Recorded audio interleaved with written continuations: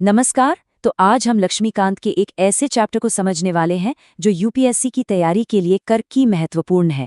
Emergency provisions यानी आपातकालीन प्रावधान। ये संविधान का वो अनोखा हिस्सा है जो भारत के फेडरल स्ट्रक्चर यानी संघीय ढांचे को जरूरत पड़ने पर पूरी तरह से यूनिटरी यानी एकात्मक बना देता है। ये देश की सुरक्षा के लिए एक जबरदस्त टूल तो है, लेकिन इसका गलत इस्तेमाल एक बहुत बड़ा खतरा भी बन सकता है।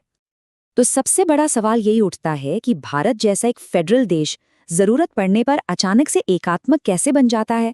इसका जवाब कहीं और नहीं बल्कि हमारे संविधान की इमरजेंसी प्रोविजंस में ही छिपा है। तो चलिए आज इसी फैसिनेटिंग ट्रांसफॉर्मेशन को मिलकर समझते हैं। तो आज हम क्या क्या कवर करने वाले हैं। सबसे पहले समझेंगे कि ये प्रावधान इतने शक्तिशाली क्यों हैं। फिर एक एक करके तीनों इमरजेंसीज, नेशनल, स्टेट और फाइनेंशियल को डिटेल में देखेंगे। इसके बाद हम ये भी देखेंगे कि इनके गलत इस्तेमाल को रोकने के लिए क्या सेफगार्ड्स हैं, और आखिर में एक क्विक रीकैप करेंगे जो आपके रिवीजन में बहुत काम आएगा। तो चलिए शुरू करते हैं। हमारे संविधान निर्माताओं ने देश की एकता, सुरक्षा और स्थिरता को सबसे ऊपर रखा, और इसी को सुनिश्चित करने के लिए संविधान में 3 तरह के आपातकालीन प्रावधान बनाए गए। तो हमारे संविधान में 3 तरह की इमरजेंसी बताई गई हैं। पहली है नेशनल इमरजेंसी, जो आर्टिकल 352 के तहत आती है। दूसरी है स्टेट इमरजेंसी, जिसे हम प्रेसिडेंट्स रूल यानी राष्ट्रपति शासन के नाम से जानते हैं, और ये है आर्टिकल 356। और तीसरी है फाइनेंशियल इमरजेंसी, आर्टिकल 360। इन तीनों का मकसद एक ही है, देश की सुरक्षा और शासन व्यवस्था को किसी भी हालत में बनाए रखना। चलिए सबसे पहले और सबसे इम्पोर्टेंट नेशनल इमरजेंसी की बात करते हैं, जो आर्टिकल 352 के तहत लगाई जाती है। ये सबसे गंभीर इमरजेंसी है, तो आइए इसके ग्राउंड्स, प्रोसेस और इफेक्ट्स को ठीक से समझते हैं। तो नेशनल इमरजेंसी कब लगाई जा सकती है? इसके लिए सिर्फ 3 ग्राउंड्स दिए गए हैं। पहला वॉर यानी युद्ध, दूसरा एक्सटर्नल अग्रेशन यानी बाहरी आक्रमण, और तीसरा आर्म्ड रिबेलियन यानी सशस्त्र विद्रोह। मतलब जब देश पर कोई बाहरी हमला हो या देश के अंदर ही हथियारों के साथ कोई बड़ा विद्रोह हो जाए, सिर्फ तभी ये कदम उठाया जा सकता है। यहाँ एक बहुत ही इंटरेस्टिंग और इम्पॉर्टेंट पॉइंट है।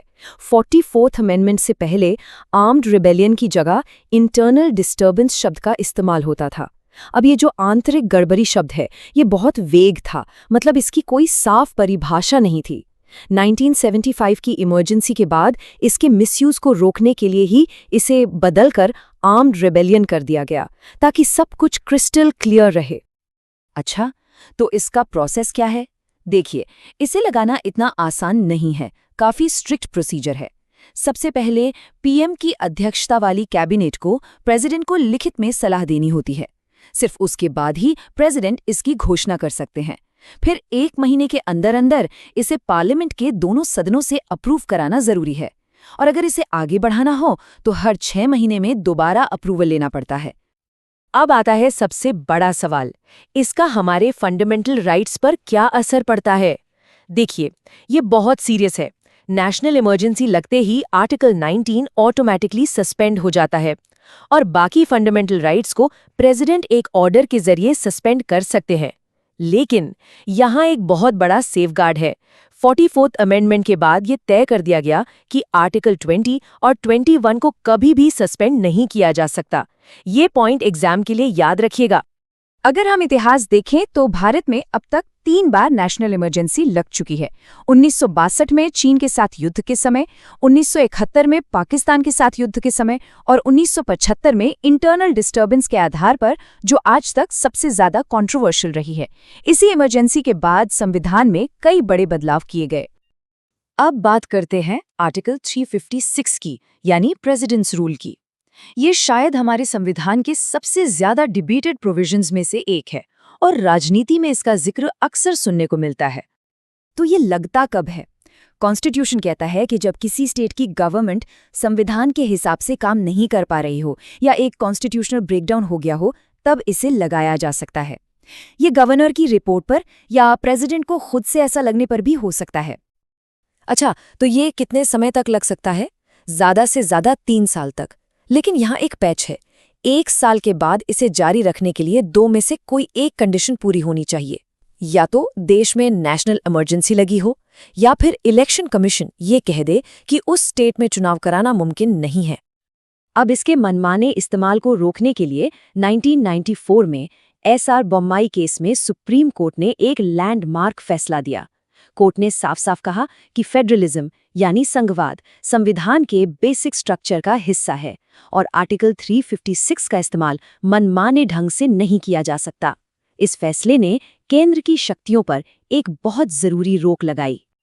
चलिए अब आते हैं हमारी तीसरी और आखिरी इमरजेंसी पर, फाइनेंशियल इमरजेंसी, जो आर्टिकल 360 के तहत आती है और इसकी भी अपनी कुछ यूनिक बातें हैं। और इसके बारे में सबसे कमाल की बात यह है कि आज तक भारत में इसे कभी भी लागू नहीं किया गया। जी हाँ, ये शक्ति संविधान में है, लेकिन इसका इस्तेमाल करने की नौबत कभी नहीं आई। ये फैक्ट एग्जाम्स में अक्सर पूछ लिया जाता है। लेकिन सोचिए, अगर ये कभी लग जाए तो होगा क्या? सेंटर का फाइनेंशियल कंट्रोल बहुत बढ़ जाएगा। वो स्टेट्स को निर्देश दे सकता है और सबसे बड़ी बात, सरकारी कर्मचारियों की सैलरीज कम की जा सकती हैं, जिसमें सुप्रीम कोर्ट और हाई कोर्ट के जजेस भी शामिल हैं। ये एकमात्र इमरजेंसी है जो जुडिशरी की सैलरी पर असर डाल सकती है। अब इतनी पावरफुल प्रोविजंस हैं तो जाहिर है इनके मिसयूज का खतरा भी होगा। तो इसे रोकने के लिए हमारे संविधान और जुडिशरी ने क्या-क्या सेफगार्ड्स बनाए हैं, चलिए देखते हैं। इसमें सबसे बड़ा रोल निभाया 44th अमेंडमेंट ने। इसने कई बड़े बदलाव किए, जैसे कि कैबिनेट से लिखित सलाह को कंपल्सरी बना दिया, इंटरनल डिस्टर्बेंस को आर्म्ड रिबेलियन से बदल दिया, आर्टिकल 20 और 21 को प्रोटेक्ट किया, और तो और लोकसभा को ये पावर दी कि वो एक रेजोल्यूशन पास करके इमरजेंसी को डिसअप्रूव कर सकती है। चलिए अब तक जो कुछ भी हमने समझा है उसे एक बार जल्दी से रिवाइज कर लेते हैं। ये वाला सेक्शन यूपीएससी रिवीजन के लिए बहुत काम आने वाला है। ये टेबल देखिए, ये तीनों इमरजेंसीज का एक परफेक्ट समरी है। यहाँ आप सब कुछ कंपेयर कर सकते हैं, आर्टिकल, ट्रिगर, अप्रूवल टाइम और मैक्स ड्यूरेशन। नोटिस कीजिए कि नेशनल इमरजेंसी का अप्रूवल टाइम सिर्फ 1 महीना है, जबकि बाकी दोनों का 2 महीने। इस टेबल का एक स्क्रीनशॉट ले लीजिए, रिवीजन में बहुत मदद करेगा। तो कुल मिलाकर हम ये कह सकते हैं कि इमरजेंसी प्रोविजंस हमारे संविधान का एक बहुत पावरफुल और साथ ही बहुत सेंसिटिव हिस्सा हैं। ये देश की रक्षा के लिए एक ढाल का काम करते हैं, लेकिन अगर इनका गलत इस्तेमाल हो तो ये एक खतरा भी बन सकते हैं। और यहीं पर वो बड़ा सवाल खड़ा होता है कि ये प्रावधान हमारे देश के लिए एक जरूरी ढाल है या एक खतरनाक तलवार। ये एक ऐसा बैलेंस है जिसे हर लोकतंत्र को बहुत सावधानी से बनाना और बनाए रखना पड़ता है। तो ये था इमरजेंसी प्रोविजंस पर हमारा पूरा एनालिसिस। उम्मीद है आपको सब कुछ साफ हो गया।